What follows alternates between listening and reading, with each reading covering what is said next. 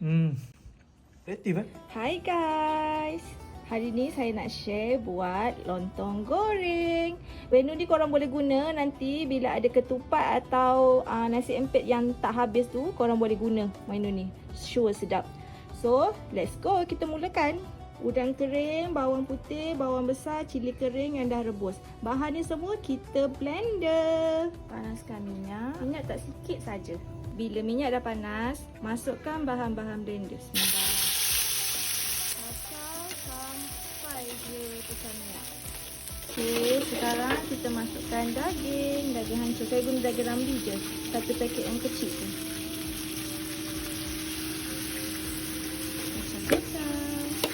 Dia suka bahan dia lebih. Baru dia rasa bila makan tu. Daging dia dah elok pecah minyak. Masukkan garam dengan chicken stock. Kacau. Kita masukkan nasi empit kita. Kacau rata. Ni ada telur 4 biji. Kacau. Lepas tu tuangkan.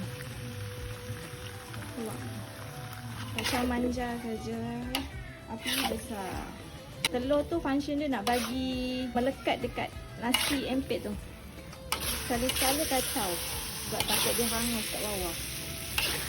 Nanti dia macam ni. Dia melekat. Last sekali taburkan daun sep dengan daun bawang. Kacau.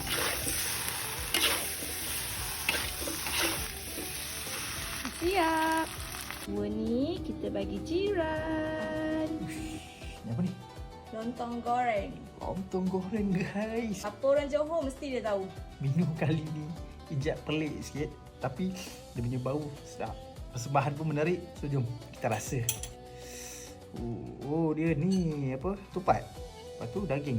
Daging. Bismillah. Sekali.